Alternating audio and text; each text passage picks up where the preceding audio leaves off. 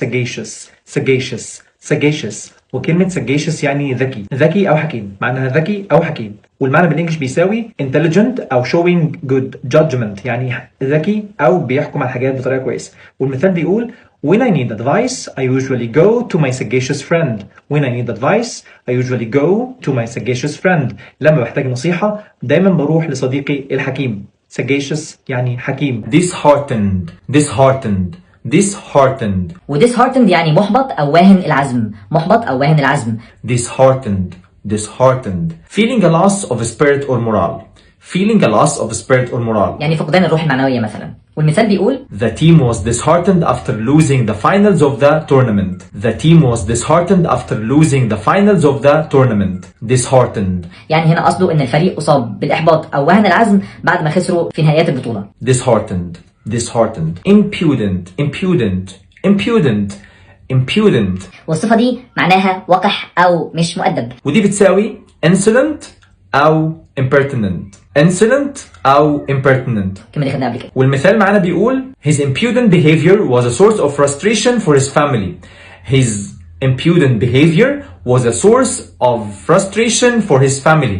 يعني هو سلوكه اللي مش محترم ده كان مصدر من مصادر الإحباط لعيلته. frustration إحباط، source مصدر، impudent وقح، يبقى الصفة كانت impudent وبتساوي insolent أو impertinent. bashful bashful bashful bashful يعني خجول حيي بيتكسف. bashful وبتساوي shy shy excessively timid excessively timid يعني timid جدا خجول جدا. ممكن تيجي معنا embarrassed يعني محرج. bashful bashful. والمثال بيقول he was so bashful in front of ladies. he was so bashful in front of ladies يعني كان خجول جدا لما يكون السيدات موجودة. bashful bashful. disgruntled disgruntled disgruntled ودي معناها زعلان أو غاضب، بتساوي كلمة upset أو not content يعني مش راضي. dissatisfied disgruntled يعني مش سعيد. والمثال بيقول The boy remained disgruntled after his father beat him. The boy remained disgruntled after his father beat him يعني الولد فضل زعلان أو غير راضي بعد ما أبوه ضربه. disgruntled. cognizant وcognizant يعني واعي، يعني عنده دراية بحاجات معينة كتيرة. cognizant واعي، والمعنى بالإنجليش بيساوي having knowledge or awareness عنده معرفة أو عنده دراية. والمثال بيقول you must be cognizant of the school rules. لازم تكون على علم بقواعد المدرسة. cognizant of aware of على وعي ب. cognizant واعي. unequivocal. والكلمة دي عكس كلمة equivocal كان معناها يحتمل معنيين أو غير واضح، أما unequivocal هيبقى معناها واضح أو صريح أو مطلق أو بين أو جلي. وبتساوي بالإنجلش absolute certain أو clear. absolute مطلق، certain مؤكد، clear واضح جدا. unequivocal support يعني دعم مطلق.